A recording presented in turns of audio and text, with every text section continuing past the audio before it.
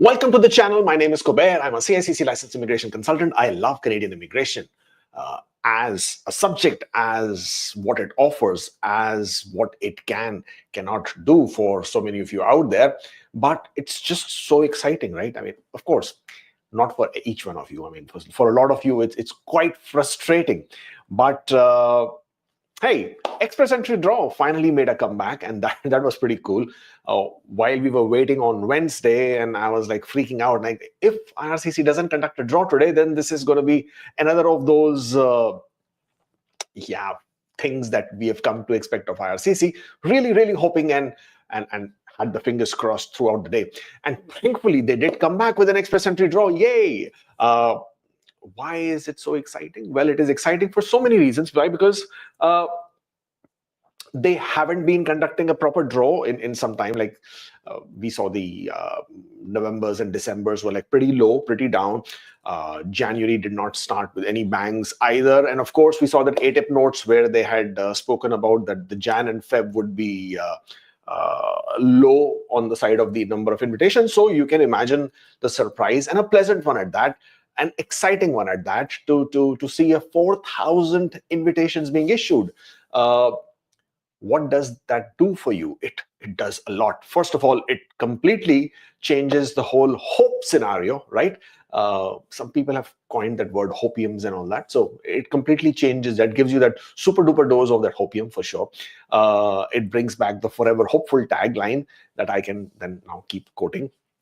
And more importantly, it brought joy to several individuals who were right at the brink of their work permits expiring, not knowing what to do, probably contemplating going down that rabbit hole of the LMIAs. They were even thinking of those. Thankfully, they didn't.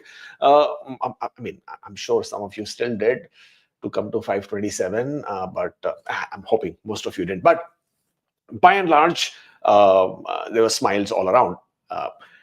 What that does for us as we move forward is that it also tells us that as we go ahead, we can count on such kind of draws to continue. But you know what was a difference in this particular draw? And I'm not sure if you have noticed, there was no PNP draw, which is quite surprising. I mean, usually what IRCC would do is first you have a PNP draw, then you have a CEC draw, or first you have a PNP draw, then you have a category draw, or first you have a PNP draw, and then there is no draw, right? But this time, the tables were turned, right? There was no PNP draw for whatever that reason was. I found that quite odd, but because I've never seen this happening. I mean, if you see ever since during the COVID that they started this segregated draw, right? They would conduct PNP draw, they would conduct CEC, PNP, CEC kind of a thing. Never once have I seen them skipping the PNP draw. That was the odd one there. So yeah, I'm not sure what was the reason that made that happen. But anyways, the other note is that Mark Miller, if you remember my last week's video, we spoke about the PNP quotas being splashed, right? Sorry about this. And in the PNP quotas, again, also that has raised a concern. So many of you then sending me messages or even asking for that. What's going to happen with the PNPs? And what if your applications are in progress, right? So this is how the quotas and the targets work. Targets are set. Provinces issue invitations. Usually they issue more invitations than they have the quotas for, because a lot of times applications get refused, gets rejected. People do not go through with the ITAs. They don't take it up. They're not eligible. Lots of reasons, right? But so they oversubscribe always. And what then happens is that things change, because usually they already have a backlog from the previous year. The nominations are issued in the current year, and then they continue to oversubscribe, expecting that things will obviously keep getting better. Their nominations would be increased, because they keep asking the federal government to increase their nominations. But this year, things have taken a turn, right? What I don't think any province expected, that while immigration targets were going to be reduced, what the provinces did not expect that their individual provinces' quotas or targets would be slashed. Now, because that happened on October, and I think they were all quite shaken up, and there was a bit of a political agenda behind that as well. So what was happening is, in earlier mid of last year, 2024, Mark Miller had reached out to all the provinces. Now, I'm not sure how much of you understand the politics in Canada, the difference between the federal government and the and the provincial government. But provincial government are governments of their own, and they can have absolutely different agendas as far as the federal is concerned. Of course, federal government is responsible for immigration, but as far as PNPs are concerned, the provinces can choose or nominate their own individuals, but they always have to ask for the quotas or the nomination slots from the federal government. So what was happening earlier in 2024 is that there was this refugee number crisis as far as Canada was concerned, and they identified that there were more refugee claimants who are in Ontario and who are in Quebec, who are obviously causing a lot of strain, a lot of burden on the socio-economic dynamics as far as these two provinces were concerned.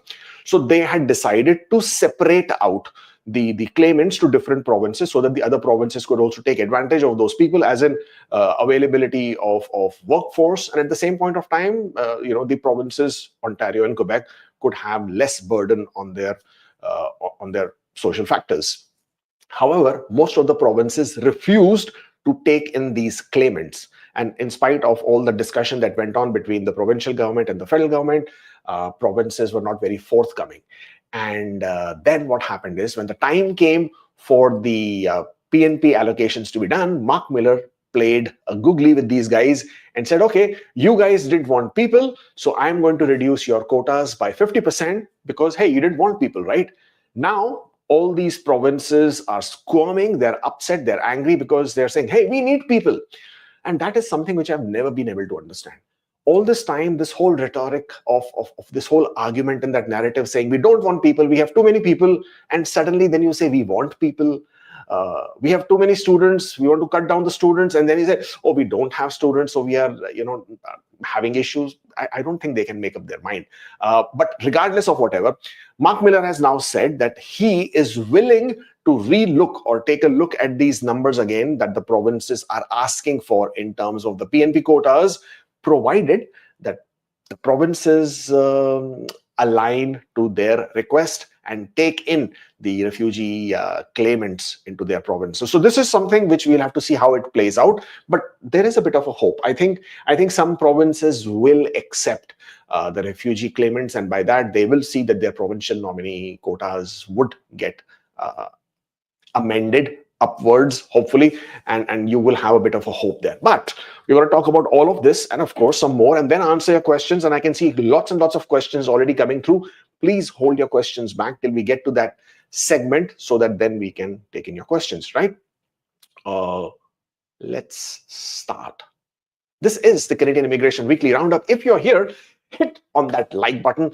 Of course, subscribe to the channel because we are so close to that number of 100,000. I would like to get that YouTube silver play button as well. So please do subscribe to the channel, of course, and also hit that bell icon so that you get notifications whenever we go on live or we post a video like this one, right? We just posted the link about 30 minutes back before the start, and that's how we usually play it out. So we are all over the place. We are on TikTok, Instagram, YouTube, Twitter, of course, and do follow us or give us a follow in all these platforms. You can get those updates much more faster with us. Topics of discussion today, of course, Express Entry, PNP updates, other news, and then we'll go to Q&A. And Express Entry started again. This was the second or actually third draw for this month because the first one was the PNP. Then we had the trailer of Express Entry with 1,350 invitations, and then we had this draw that happened on last Thursday. 4,000 invitations issued, 527 is the score. Now, it's good draw, of course, but let's take a look at this. Now, this is where you start, feeling.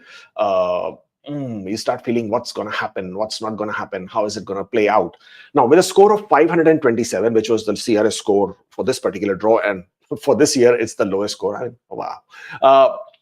24,000 people with a score of 501 to 600. Big number. Big number. Why? Because the pool gets replenished, right? More people keep getting added to the pool. Several people got added into the pool. So what happened was, last draw was 1,350. The number of people in the pool at that point of time were 23,000. So you minus 1,350 because that was the number of people that were taken off. That would have brought the number down to about 21,000 some change. And then now we have 24,000. So that tells you roughly 2,300 and some odd people got added into the pool within a span of 2 weeks.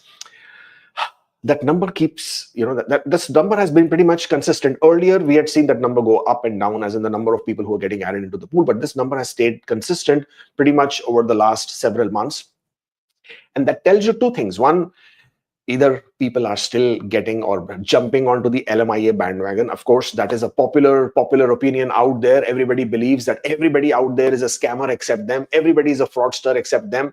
And everybody got their scores by fraudulent means except them. That's a popular opinion. Go to Reddit and you'll see how toxic this whole thing is. But regardless of what you think, regardless of what you feel that everybody is a scammer except you, the thing is that this is the current reality and this is how it's going to roll, whether you like it or you don't. Now, if IRCC identifies the fraudulent activities, I hope they clamp it down. I hope they bring out more stringent penalties to curb such people from doing these things. But until that happens, you got to deal with the score. You got to deal and live with the score to see what this is looking like. If these numbers keep increasing, so right now you have 24,000 in the pool with 500 and above. Now with this draw of 4,000, now you have 20,000 people in the scores. The biggest concentration of people in this pool is between 505 to 515. That is where the thick, that's where lots and lots and lots of people are cramped together. And therefore, once you start seeing the score drop until 520, from 520 and then below, the score drop is going to be small. So the increment of the number of points that it drops by, did I say right? Increment? No, increment would be increasing, right? So the points difference with every draw would not be that high. Again, depends on the number of ITAs. I'm glad they did 4,000. It's very promising. But if they keep increasing the number of ITAs, then we can see low 500s being hit sometime within a few months. Now, the beauty of this game will be when the final implementation of the LMIA points happen. I know a lot of you are eagerly waiting for that, and you just, that day couldn't come sooner. I'm sure you already are within that zone in your heads already. In my opinion, there will be a difference in the pool of between 30-35%. I don't expect 50-60% of the pool to clear out because of those points, because lots and lots of people, whether you like it or not, have LMIAs not at the 500 plus level, but at the 470, 480 level. Now, these are the guys who are targeting the healthcare draws. These are the guys who are targeting the PNPs, especially the OINP. So as much as you might want to believe that entire pool is made up of LMIA holders, it's not really true. At least, I mean, from what we are seeing, from the experience that we have, that's not true. We received several invitations because of the clients that we have, and except for two people had LMIs, and of course, they were working for those companies, so they managed to get LMIs. Everybody else did not have LMIs. They were all candidates who had master's degrees, CLB 9, CLB 10, work experience back home, work experience in Canada. So all those profiles. And yes, as I said, with the LMIA points gone, and we're all hoping to see that number drop. So between 30 to 35% is what I am assuming. Of course, I could be wrong. Of course, that number could be less, that number could be high, but we'll have to wait and see. So until that happens, but then there is a small glitch, or there is a small issue there as well. So what will happen is when they will finally decide to implement this, I do expect IRCC's system, this particular system that we have, the GCMS system, or whatever they want to call it, I expect it to play a havoc, because historically IRCC's systems have always placed a havoc whenever they've made such a major change. A lot of people are still confused whether it's only LMIA or is it also LMIA exempt? Now, the latest or the last news that IRCC came up with basically mentioned arranged employment, mentioned job offers. They did not say with LMIAs or without LMIA. So at this point of time, we'll have to assume that it's all job offers, whether you have an LMIA, whether you are LMIA exempt, whether you're intra-company transfer or whatever that might be, even if you're on a closed work permit. At this point of time, we have to assume it will impact everybody who has a job offer and who's claiming those 50 or 200 points. So if you can lock in your ITA before that happens, excellent. And that also brings to the point that should you be declining your ITA? Well, please don't, because if you are one of those people who are claiming these points and you're declining your ITA, then the next draw might not happen. And if that happens, then you'll be left high and dry. So please think and rethink before you decline ITAs, even for the smallest of reasons. So this is what Express Entry is looking like. Definitely hopeful, definitely hitting high on my hopium, if you want to call that, and definitely living to the stay forever hopeful tagline. And I hope to see the draws happen. But again, yeah, but I have to also talk about the negatives, right? Because that's how I am. While we are all ecstatic about these Express Entry draws, and of course, all of you are now already gearing up for low 520s and 510s, etc. There's another thing, right? There is also category draws, and category draws, what that does is that it puts a gap in the CEC draw. So what I'm trying to say is that we've had two draws with CECs, right? And the PNP was missed out. Now, whenever the next schedule for draws is, obviously we should see a PNP draw. That PNP draw could actually happen next week as well. I'm not sure why they held back, but that should happen. When the PNP draw happens, and after that, they should also then be conducting a category draw, because they can't hold back category draws for too long. Hey, they can't hold back those French draws for too long.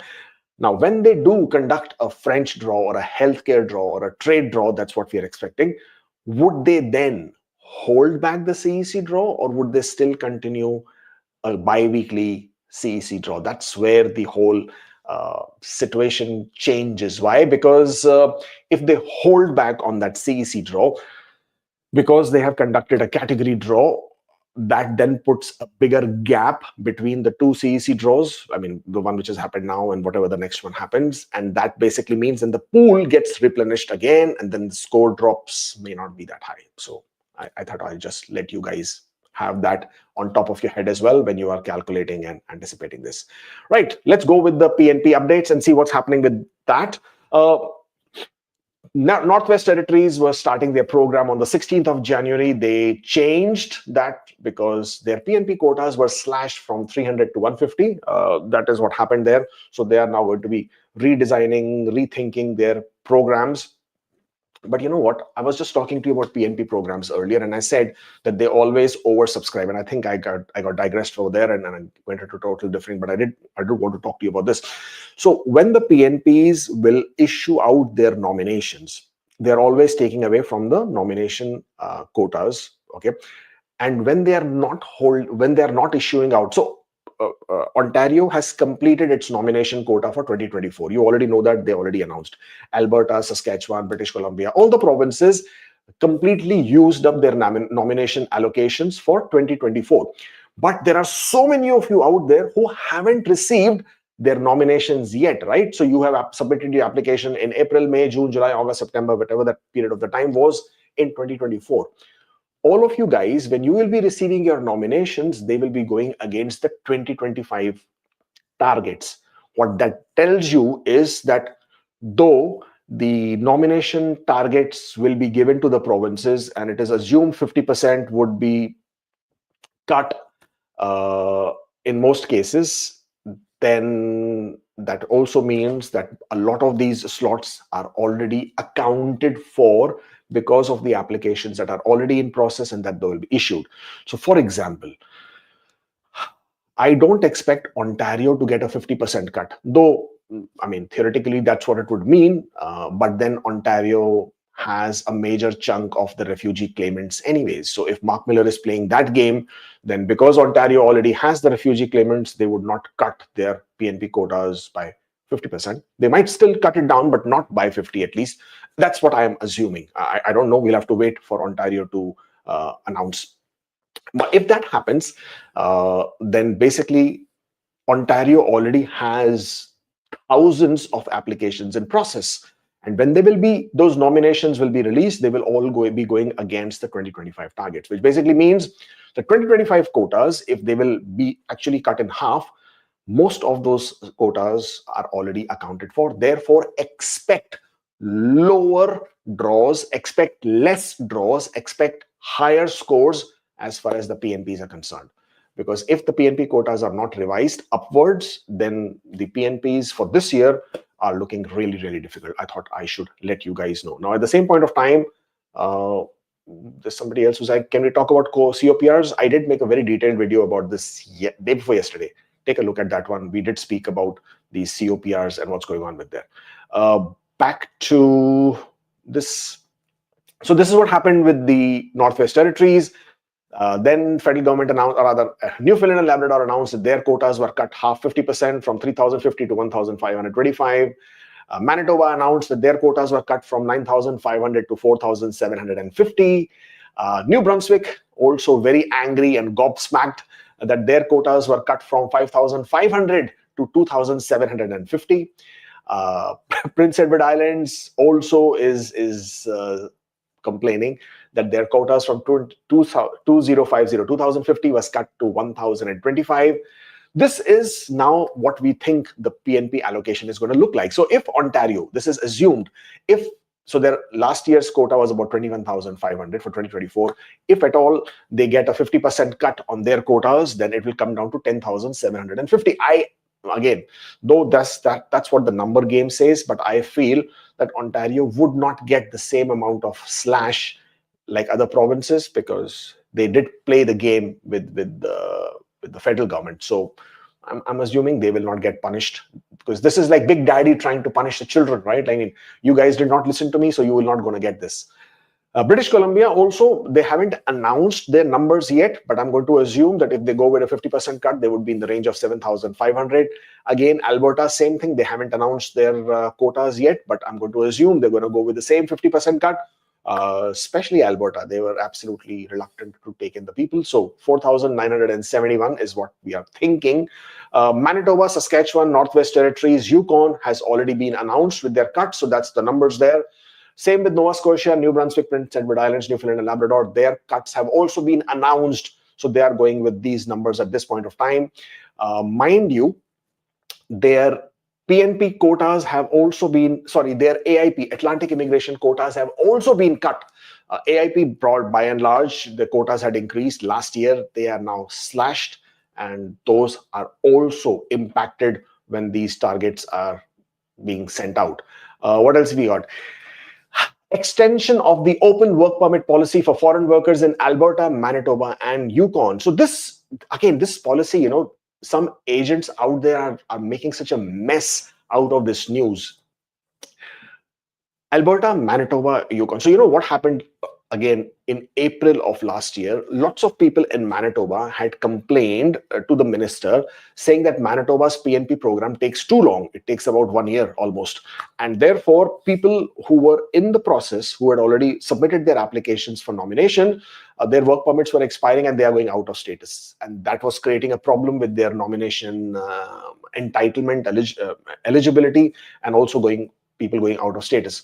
So in consultation between the provincial government and federal government, Mark Miller agreed to have this public policy where these provinces who have subscribed to this policy, not all provinces agreed to go on board. I don't know why, because Mark Miller said very clearly, if you guys want to come on board, and then we will give you the same exemption. But for some reason, only 3 provinces went with it: Alberta, Manitoba, and Yukon. And so if you have an application for provincial nomination submitted with the province and you get a letter of support from the province on their discretion, then you can still submit an application for open work permit, and this policy has been extended until December 31st. Now, the TikToks and the Reels and all these Instagram videos, all they are talking about that suddenly these provinces are giving extensions. These provinces are not giving extensions. They're only saying that if you already have an application for nomination and if you get a letter of support from the province, only then you will be able to apply for the work permit. So please take note of that. Don't fall into the trap of all these reels and videos which are made primarily just to sensationalize the subject and give you very half-baked information. Oh, we have other news, of course. What is the other news? I didn't even read through this one. Oh, colleges have been impacted by international student enrollment decline, program suspensions and staff layoffs. Well, this was bound to happen, right? When all these colleges and institutions were taking international students heavily, they were like completely, getting all these students and they were enjoying additional bonuses, benefits for the executive staff. College board members have taken some very heavy bonuses in 2023, 2024. Obviously, with the cap on the international students, this was bound to happen. And the cap has now further been decreased for this year by 10%. So Centennial College has suspended 49 programs and anticipated staff layoffs, of course. Sheridan College suspended 28% of their programs. 19% are under review and have 30% enrollment decline. And this is going to lead to layoffs. Seneca, same thing. They have already closed their Markham campus. Then Mohawk College has laid off support staff and faculty layoffs are expected. Nearly 200 to 400 staff are going to get impacted, as in their jobs might be impacted. Conestoga College is offering an early retirement packages. 100 plus positions are impacted. As of right now, they haven't canceled any programs, but there are some very serious staff adjustments. So lots of classes are going to be combined together. So earlier, if you had 200 students in your class, expect now 600-700 students in a class, maybe more. St. Lawrence College eliminated 30 plus administrative and support positions, and they're expecting more cuts in the enrollments, and therefore the programs will also get cut. Northern College, similar issue there as well. And of course, these are the colleges that we are aware of. There are plenty out there which we are not aware of. On the 24th of January, which was a couple of days back, which was yesterday, IRCC finally has announced the new study permit cap for the year 2025. They will be expecting, I keep saying expecting, they will be accepting about 550,000 applications. So even the application intake has a cap, and out of that, they will be approving roughly 437,000 study permits. Now, this is a zero-sum game, which basically means the number of study permits that are expiring, that is exactly the number of study permits that they will be issuing. So they do not want to see any increase, rather they would like to see a decrease. A lot of the study permits that they will be issuing this year will primarily be extensions. So people who are already in Canada extending their programs, or 1+1 programs, they're playing the stacking of the programs. Majority will go to that. Let's take a look at the numbers here. These are the allocations. Let me make the screen bigger. So the study permits that will be issued. So this is the total number. Oh, did I see the total number here on the back on the screen here? 437,000. That is the number that you're looking for. And there are new requirements that will apply to masters and doctoral students as well, because almost all international students will now require a PAL, provincial attestation letter, or TAL, territorial attestation letter, PAL-TAL. So you would need this in order to make an application, because the reason why you need the PAL-TAL is because each province has received individual allocation of how many international students they can accept. So study permits that will be issued to the graduate degree students, that is taking the chunk over here, which is 73,000. Then the study permits issued to kindergarten to grade 12 applicants, these are exempt from PAL-TAL, 72,000. So you see, even students who are from the kindergarten up to grade 12, those are also being counted in these numbers. Then the study permit issued to all other PAL-TAL exempt applicants. So there are some PAL-TAL exempt applications. They actually come under the Canadian priority groups and the vulnerable cohorts, and also the exchange students. Those are roughly 48,000. And then study permit issued to the remaining PAL-TAL, and that is 242,000. So you can see these numbers have drastically come down. And because this is a further 10% drop from last year, when they took in about 470,000 international students, or they issued that many study permits. You can imagine all these colleges who are already scampering for resources. You will see further cuts in those programs. You will see further layoffs, or you will hear further news of layoffs from them as well. Oh, sorry, one more thing, that the PAL-TAL requirement is now also for all inside Canada study permit applications. So unless you are applying for a study permit with the same institution that you are currently enrolled with a similar designated, with the similar level of study, then you will not need a PAL-TAL. But if you are changing a college, changing a university, doing an extra program, different level of a program, then you would need a provincial attestation letter. All inside Canada international students would now require a provincial attestation letter if they wish to apply for a study permit. Master's degrees also require provincial attestation letters now. This was another one. 3,300 jobs have been announced that they will be cut by IRCC. And this is amid a record level of backlogs.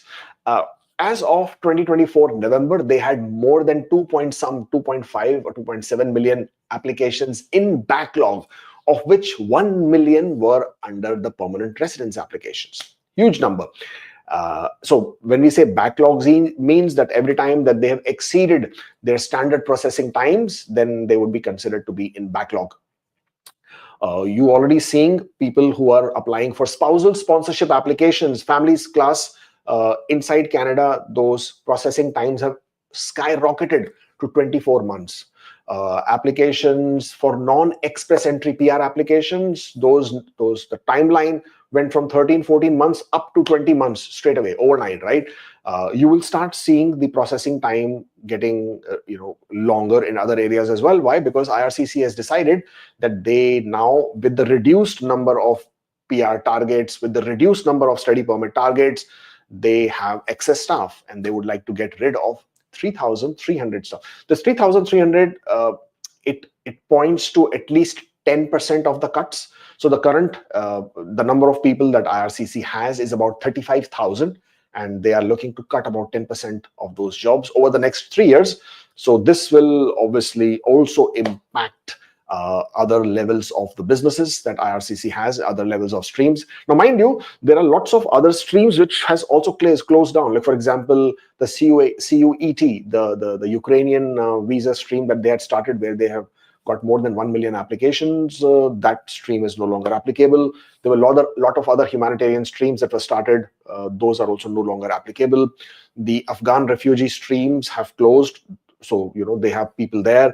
The TR to PR program, you remember that started in 2021, that infamous TR to PR program, that also pretty much come to an end. So they have excess people there. And then, as I said, the study permits have been reduced, so excess people there. Work permit applications have been reduced, with so many people not being eligible anymore. So extra staff there. And of course, the PNP targets reduced, the PR targets reduced. PGP, parents, grandparents, they will not be opening that intake this year. So they did have some extra staff in different streams. That is probably going to be reduced. Now, what is happening is that because they're reducing all these staffs, this also basically means a lot of reassignment of the staff who are currently in some roles, who need to now be reassigned in a different role on a priority basis, as in which streams have more priority, where they are lagging at this point of time, and where staff need to be assigned. All of that will impact, and IRCC also is now requiring a lot of people to come back to work to the office. A lot of them were working from home for a very long time. Now there is an insistence by the government that people, especially the federal government, that the people should come back to the office for their work. And all of these issues is also resulting in a problem where we are already seeing some backlogs. We already know COPRs are not being issued at this point of time. I wouldn't say they're not being issued. We actually did see a couple of them come through on Friday. So a couple of them for me. So I'm assuming a few more out there as well. By and large, as we anticipated that COPRs will start flowing through the month of January, it started all right. It started with a trickle, but it never really converted into a flood that you were expecting. For some reason, almost for a week, everything came to a pretty much standstill where no more COPRs were being issued.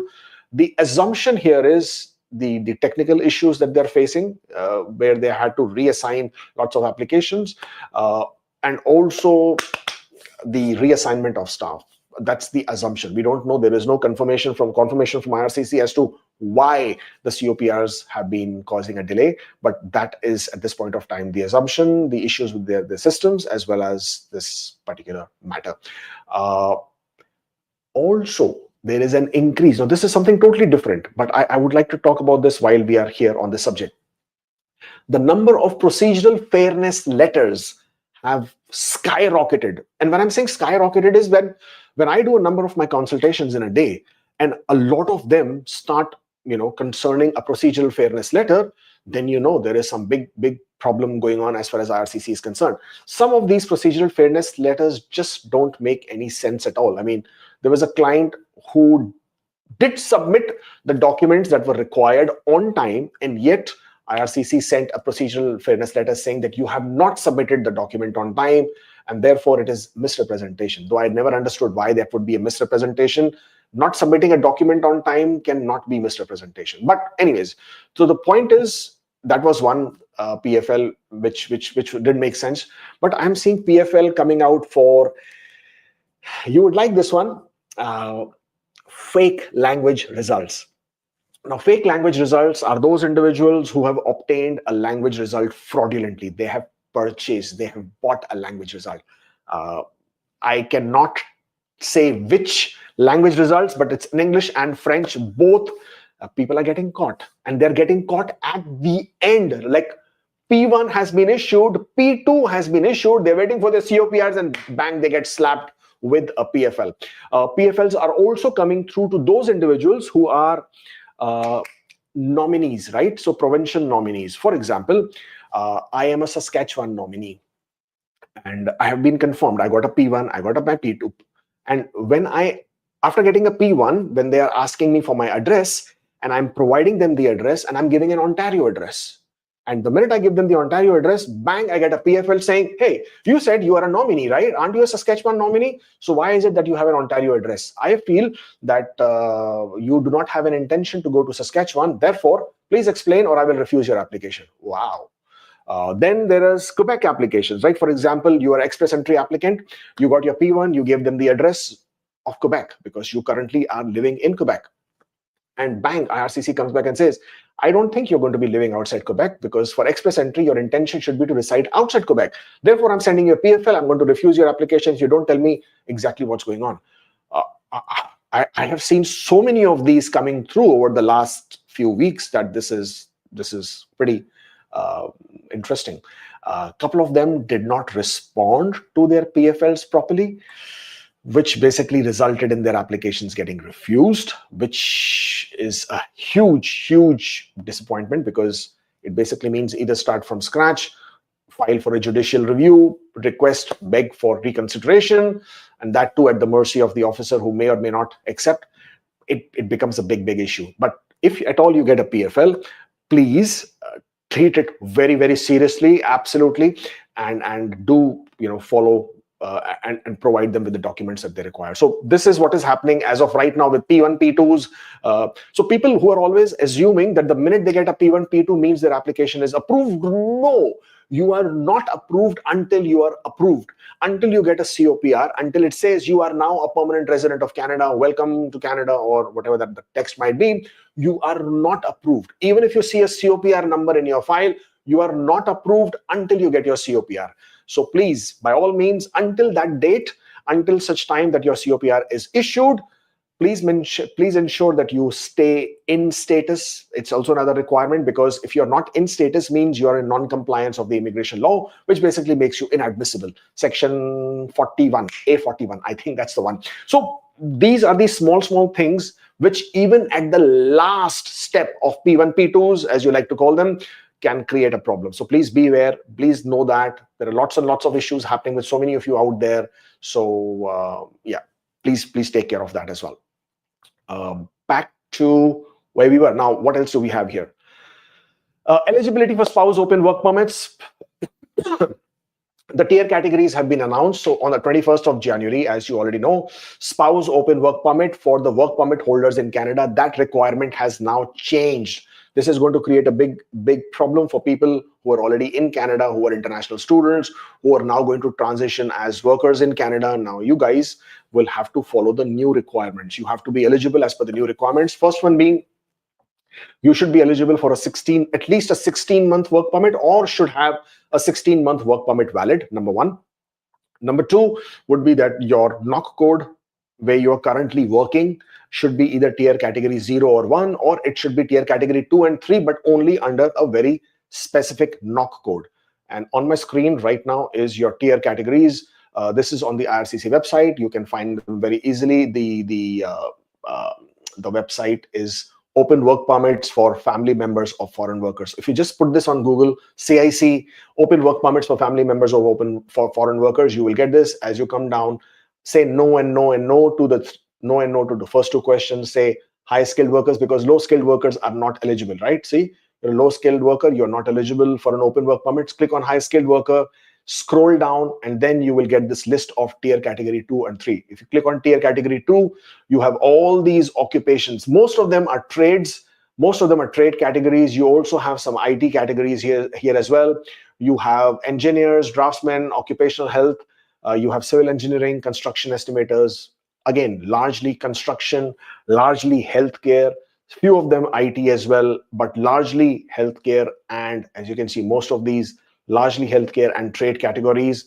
I think transport truck drivers were also included, so that's a big relief for those guys as well. But largely here is healthcare and trade category. Of course, they have included some, as I said, architects and engineers as well.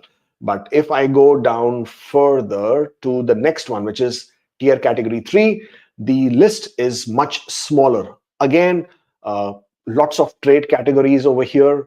You do have athletes and coaches, but other than that, you have the nursing aides. So people who are doing this PSW course, personal support workers, if you then have work experience, or if you get a job as a nurse aide, orderlies, patient service associates, then that is something which you can look at. Also included are dental assistants. And then in the trade categories, you have the building maintenance workers, etc. as well. This is your transport truck drivers. They are included, so their spouses will still be eligible for an open work permit. So these were the changes that were announced by IRCC on the 21st of January. Please take note if you're submitting an application for spouse open work permits. Very, very critical. That's basically all I had for the presentation today. Connect with us on all the social media platforms. You're everywhere. If you're still here, as I said, hit on that subscribe button, hit on that like button. Let it get out to everybody out there so they all know what is the best Canadian immigration channel to follow at any point of time.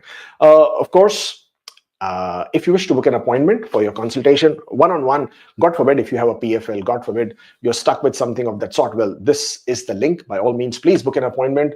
I do have a lot of slots open, and usually on most days, usually gets booked out a day in advance, but otherwise in advance, if you're making a booking, you should find a slot there. Other than that, if you are looking to hire an immigration consultant or a practitioner, drop us an email. We are a full-fledged immigration company. We handle all kinds of immigration applications, including refugees, including the inadmissibilities, including all kinds of PNPs, including all, of course, express entry and business immigration as well. So if you're looking for an immigration consultant, that's the email address. Drop us an email and we'll be very happy to help you out over there. Did I tell you that my name is Kubeir, CICC licensed immigration consultant? All right. Off to the questions. That is the next segment. Where are my questions? Somebody says, is there any way if we do not have a tier code?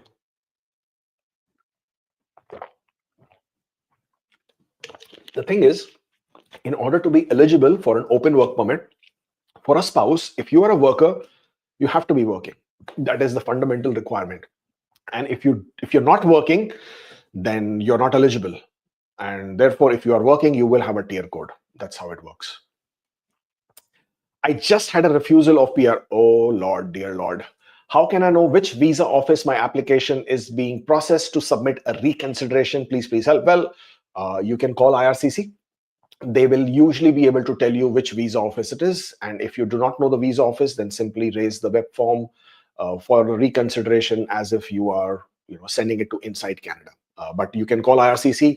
They will be able to tell you your visa office. Now, always remember, when you are filing an application for reconsideration, now reconsideration does not apply to all applications. A lot of people think that it's a quick fix medicine. It is not. And also, there is a huge backlog of reconsideration because people recommend reconsideration, and everybody, the minute they get a refusal, they all apply for reconsideration. It doesn't apply in all cases. The only time reconsideration applies is when you are absolutely certain that IRCC has made an error in fact or in law, which basically means that there was factual evidence that you did provide in your application, but IRCC did not consider that fact. They made a mistake. Hence, you're requesting for reconsideration. Second is that IRCC made an error in law, which basically means a certain section of the law allowed you to do whatever you were doing in your application, but IRCC did not take that law into consideration, and therefore you're requesting for reconsideration. Also, when you do a reconsideration, there can be no new document that you can present. The application, the request for reconsideration always has to be on the basis of documents that have already been presented to IRCC, that you've already submitted. So what you can do with your reconsideration, now I do not know what your case is, so I can't really tell you what went wrong over here. But in most cases, we realize that their applications are refused for the correct reasons. The applications had to be refused, but they feel that by submitting a new document, IRCC will reconsider. That is not how this works. The reconsideration is purely, the word reconsideration by itself means that the given circumstances, that the given documentation at the time of the applications, based on the error in fact or law, based on that, you are requesting IRCC to reconsider and therefore reopen the application. I hope that is the situation with you. In the meantime, while IRCC is working on the reconsideration, or you're waiting, because there is no timeline. Okay, and in most cases, when you don't really have a case for reconsideration, it can take really, really long. You would not even hear back from IRCC, and even if you do hear back from IRCC, it could take oodles of time. So what you can do instead is, while you can of course do a reconsideration, by all means do that. Order GCMS notes so you know exactly what went wrong in your application, if at least you haven't figured that out.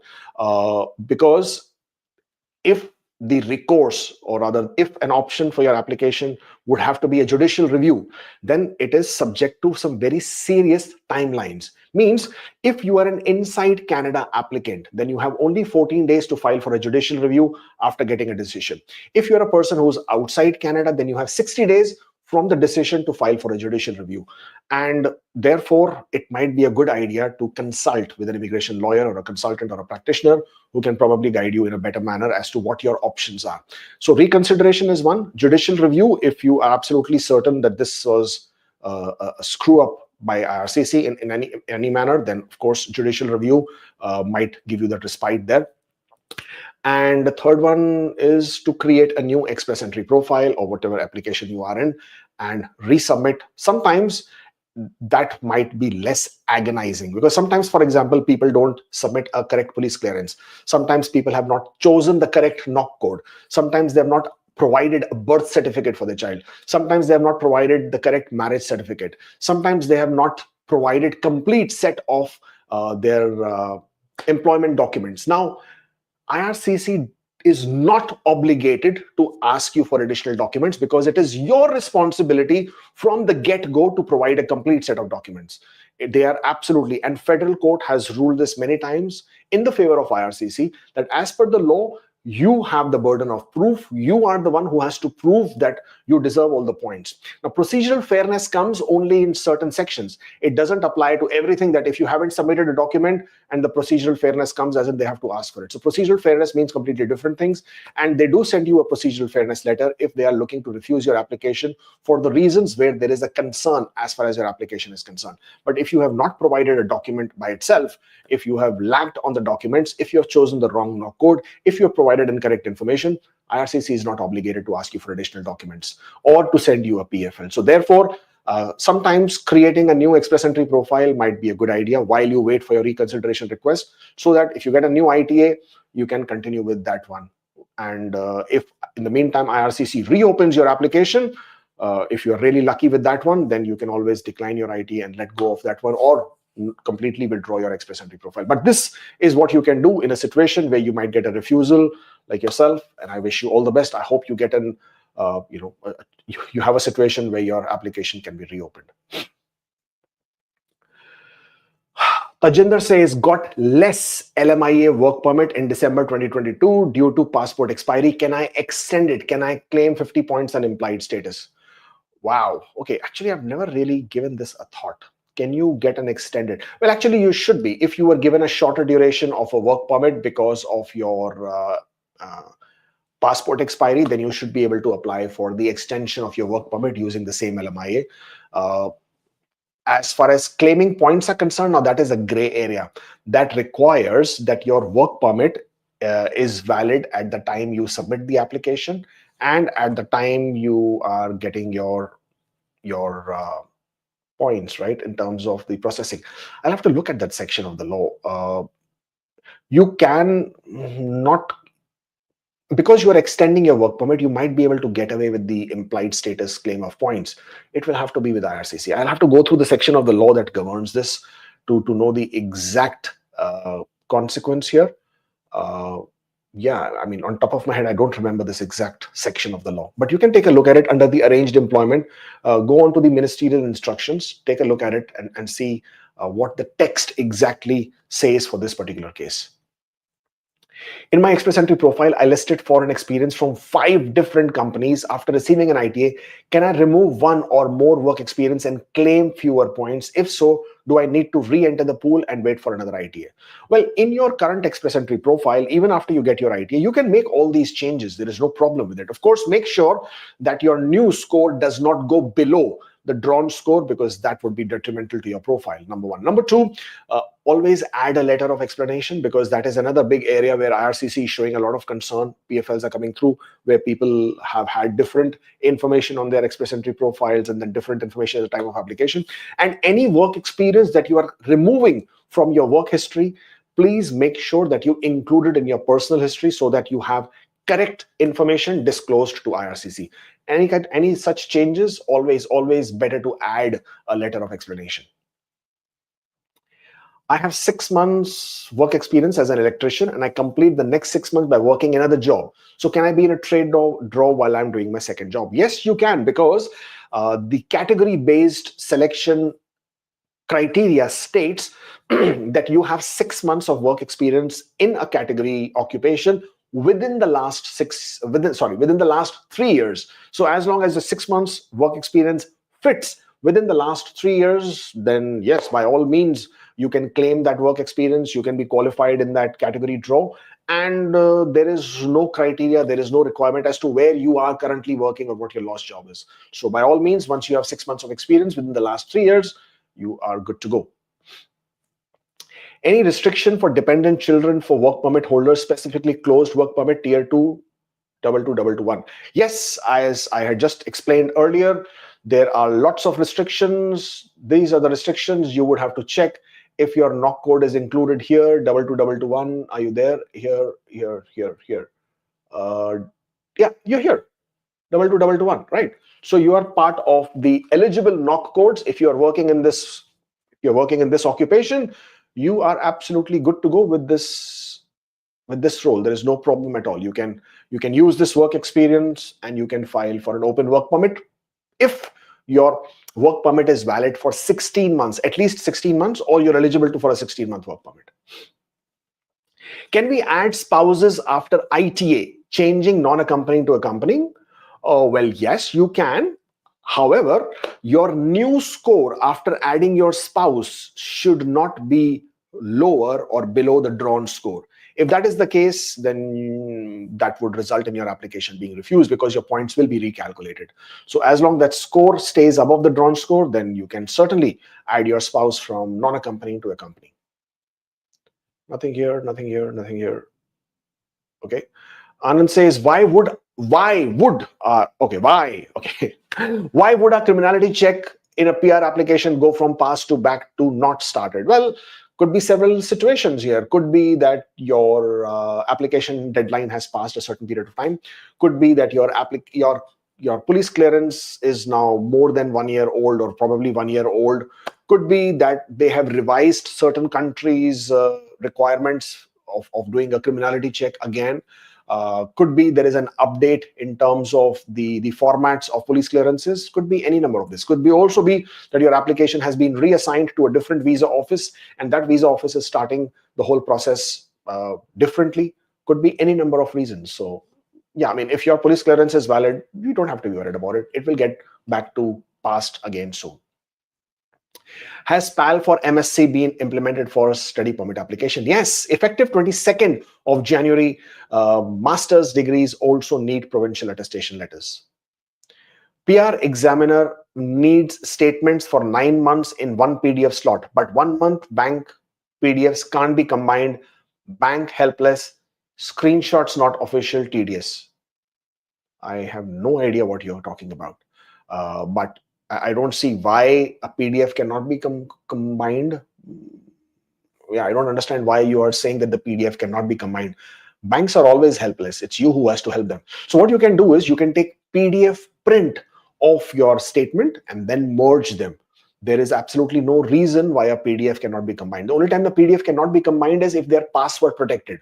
So what you can do is you can use the password, open the PDF, do a PDF printout, and then the printouts can be merged together and submitted to IRCC. With new change, any impact on spouse open work permit extensions for spouses who are on ICT closed work permit and is a software engineer? Well, I just showed you the this particular website. Please go on to it. Check on the different knock codes, see if your knock code is included. If it is, then you would be eligible. And as I said, you also have to have 16 months of valid work permit or be eligible for one. Then you will be eligible to apply for your spouse's open work permit. Is it safe to create and submit express entry profile while work permit applicant is on an implied status? Oh yes, absolutely. There is no problem at all in creating your express entry profile while you are on an implied status for work permit. Absolutely no issues. Will a DUI from 7 years ago show up on a PCC? This is from India. India PCC does not show DUI.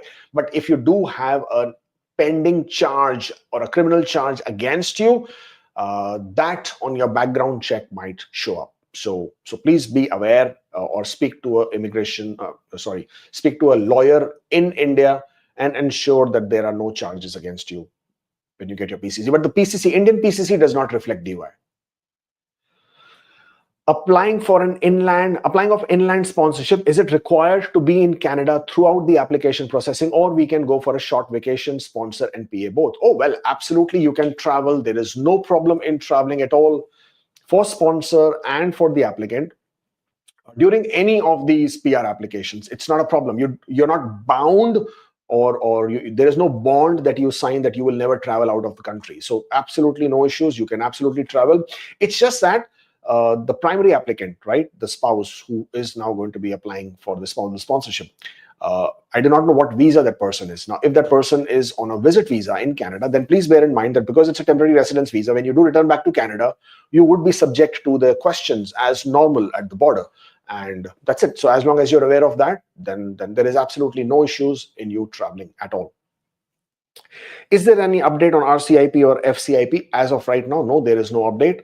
It did appear on the Gazette in December. So the expectation should be that they should be announced sometime soon. Working as Motel supervisor since September, don't have an offer letter, but employer will give experience letter. Getting salary in check. I have pay slips. Is it okay? Yes, it's absolutely okay. I'm not sure what is the concern. But if this is in Canada, you also need your T4s. If this is outside Canada, then employment letter, experience letter, or whatever you want to call it, pay stubs, bank statements with salary credit, that's good enough. Does employment requirement described in NOC is mandatory for OINP international student stream? Yes, it all depends what kind of a job that you're doing. And the employment requirements criteria is completely different for a province and for express entry. So in express entry, employment requirements are not assessed or not applicable. But as far as provinces are concerned, provinces can very easily follow employment requirements. There is nothing there in the provincial regulations which tells them not to follow. So yes, it can absolutely apply the employment requirements. They can actually look for the licensing requirements, certification requirements to see if you're actually eligible for that work experience. Got my P1 request 60 days ago, applying from India under AIP, no passport request yet. How long do you think it would take for them to complete the process and send me COPR or passport request? They won't send you a COPR. It would be a passport request because you're outside Canada. So there would be no COPR directly for you. It will be a passport request. You would get it. You will be able to send it to your passport to the VFS. As far as timelines are concerned, I don't know at this point of time. There are a lot of things which are happening at IRCC right now, from reassignments to new staff to lots of technical issues as well. So the fact is that you got your P1 request, then just have a bit of patience. It should come through. Chance of 515 in the next draw, hopefully soon. Job cut has got nothing to do with the CRS scores, but 515, yeah, hopefully soon, now that the scores are going down. My PGWP was flagpole with no US visa, answered no to denied entry, no I-94. I don't recall if I was denied what to do. Well, if you flagpoled, you were certainly denied. There is no other way around it, right? If you're flagpoling, you do not have a US visa, you were 100% denied. I mean, it's not even a doubt. So definitely answer the question correctly in your PR application to say it in a statutory question and reflect that as yes when you are asked if you have been denied entry in a different country, and say you were flagpoling. Will Sudbury City come in the recent rural release by Ontario? Will we benefit going there? My wife is dental assistant and dentist back home. Well, yes, Sudbury definitely comes under the RCIP as well. And yeah, they certainly helps if you have a job offer there, if you have an employer there who's willing to do the endorsement for you under the RCIP or RNIP, whatever you call it. And yes, most certainly, if you can get there and get employer to support you, that can give you an option with that program as well. Worked 12 months as a welder. I have all requirement documents, going to apply PR next month, but my employer went bankrupt. Will this affect my profile? No, it won't.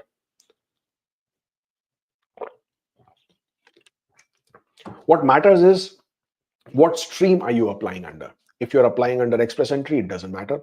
If you're applying under the Ontario's PNP, depending on the employer job offer stream or the international student stream, then depending on whether you still have a job or you being laid off or the company still working, operating, not operating, is this employer's personal bankruptcy or is the company by itself gone bankrupt? So many other variables there. And also depends on what stream you're applying under.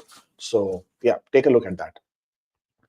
I've submitted CEC application in October with no spouse. My employer supports NSNP. Is it good to go with PNP to include my spouse now? I'm on a bridge open work permit. What is the question? You have already applied for CEC in October and now your employer supports NSNP. Is it good to go with PNP? Well, you can always have two applications if you want in the process. But if you have a CEC in October already, then that should come through sometime soon.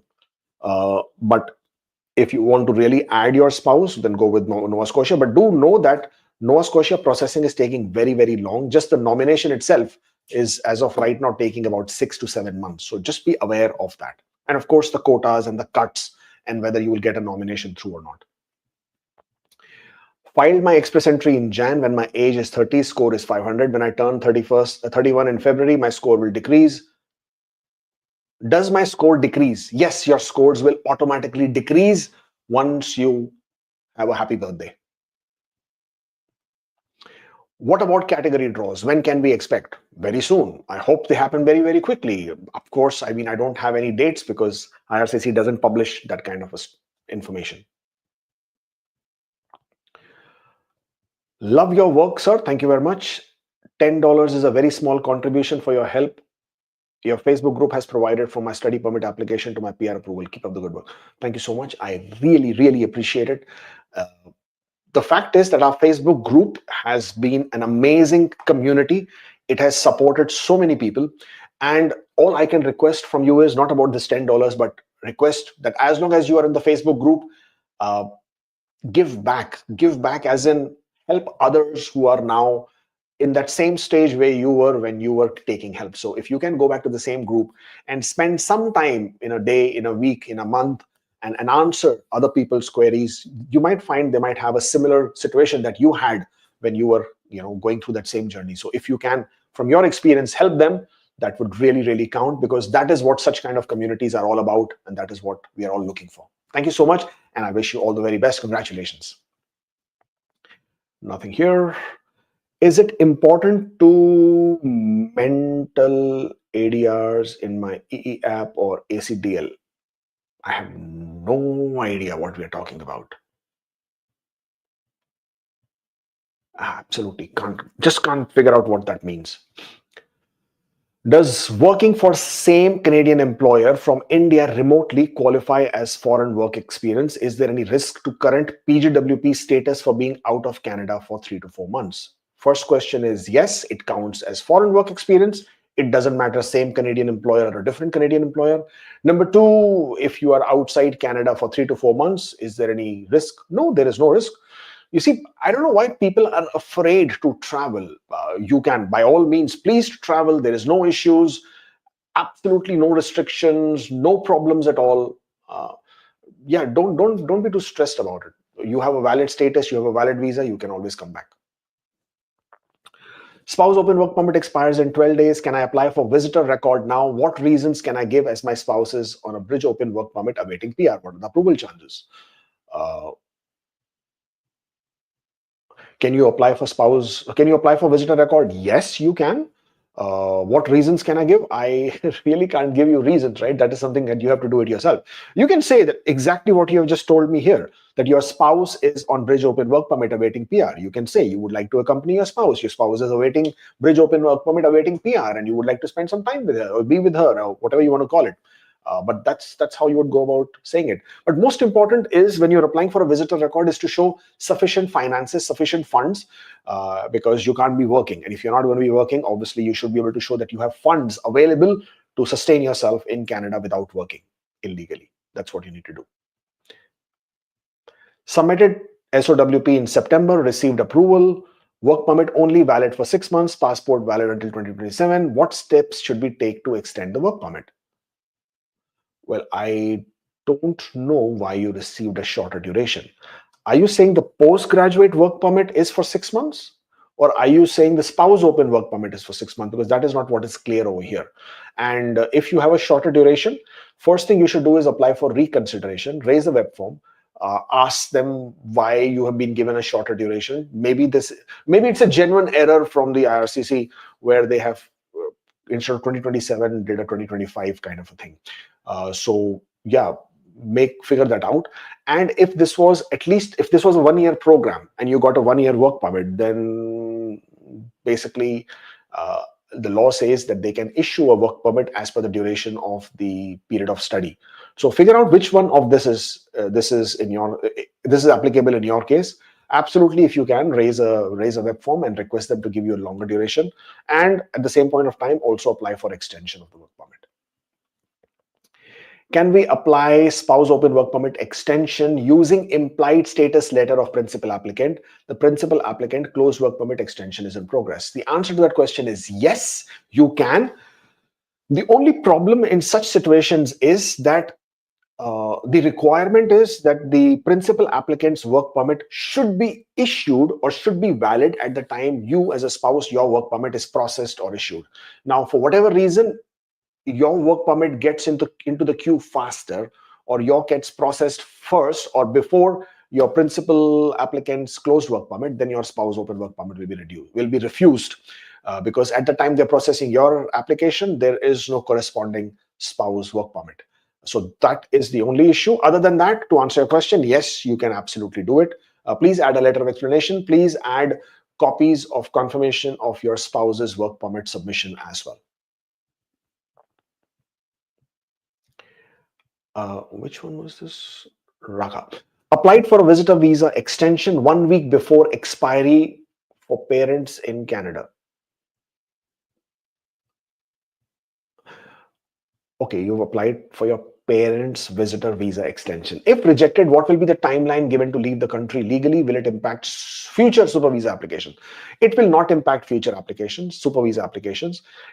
It usually is not rejected. What they do is, when they don't want to approve your visitor record or visitor extension, they simply give you the validity of a very short duration of time.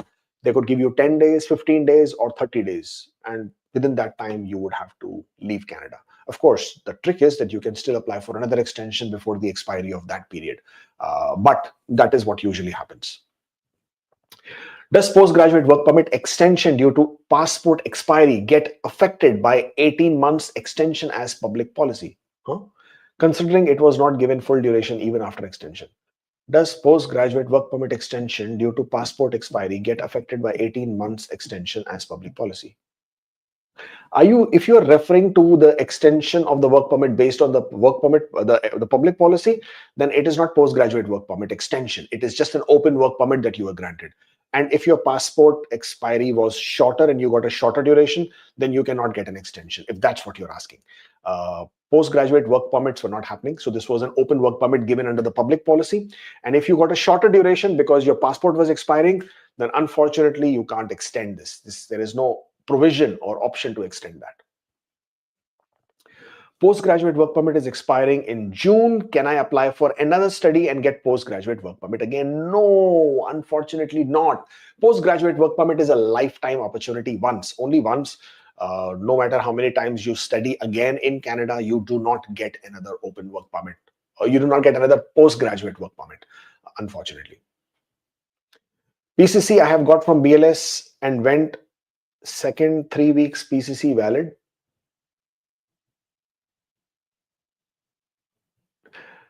No, your PCC is not valid.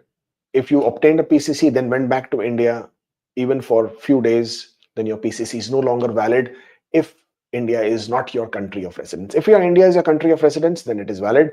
If India is not a country of your residence, if it's not your country of residence, then you need to obtain a police clearance that completely clears or completely covers your entire duration of stay. And therefore, you need to get a new one. Spouse open work permit along with postgraduate work permit tier 1. What does your work permit must be valid in Canada for at least 6 months after we receive a family member open work permit application mean? That doesn't apply anymore. Now it is not 6 months. Now it is 16 months. Means your principal applicant, whoever is the postgraduate work permit holder, that person's work permit should be valid for at least 16 months so that the spouse can apply for an open work permit. That's what that means. Spouse is on a spouse open work permit. Can I exclude her in PR application due to my less CRS? Can I apply spousal sponsorship after my PR? Any issues in the PR? You can absolutely file your application as non-accompanying spouse. No issues there. And once you become a PR, yes, you can sponsor your spouse. There is no issues there either. Being 155 days dual intent LMIA, how long is it taking? Well, LMIA applications with the name included are taking about 10 months as of right now. As of right now, on the last update that I had from ESDC, it said that there are processing applications as of March of 2024. So you can then calculate how long it's going to take from there on. Existing EE profile, can I change my NOC to be eligible for trade category as at least 50% of job duties meet one of the job and trade category? It's not about 50%. Substantial number of your duties should match, and it should be the NOC that anybody who is looking at it should say that, yes, this is your NOC code. And if that is the case, then yes, you can change your NOC code and you can claim work experience under that occupation. My work permit expires and going back to India, if I work there as a pharmacy assistant for 6 months and more, will I be considered in health category? Yes, you would be. If you have 6 months of work experience in any eligible occupation, which is listed under the healthcare occupation, and you get that work experience for 6 months within the last 3 years, then yes, you would be eligible under the healthcare category. Got my postgraduate work permit till my passport expiry, which is 4 months less than 3 years. Will I be able to extend it if needed? Yes, you will be. Your work permit at the bottom in the remarks column will show that you have been given a shorter duration of work permit, and you will absolutely be eligible to apply for an extension there. Will go to India in March for a month. Given current CEC score, if I get an ITA in March, when should I apply for PCC, and how for me and my partner? My partner would be in India. How for me? Your partner, if they're going to be in India for 5 months, they can apply from Passport Seva Kendra in India. If you're going to be coming back to Canada and submitting an application from Canada, then you need to come back to Canada and then apply through BLS and then submit your PR application. PGWP about to expire and applied for extension. Now extensions do not get approved. Can I continue to work on implied status? If not, then do I need to restore status before leaving Canada? Well, if your postgraduate work permit extension is not approved, then you can no longer work. Then you are a person who's out of status. And if you're planning to leave Canada, then you are a person who's out of status. So if for that duration of time that you are still in Canada, you should either be in status or you should apply for restoration of status and change it to a visitor. My application is in progress under AIP, in process under since October. What the new quota affect my submitted application? If you already have the endorsement from Nova Scotia and you submit it to IRCC, then it will not impact you. But if it is still being processed by Nova Scotia for the endorsement, then it may impact as per the new quotas. Can I, as a PR, sponsor my siblings' study permit? There is no sponsorship of a study permit, but can you show that you want to support the expenses for your sibling? Then yes, you can do that. But there is no sponsoring a study permit.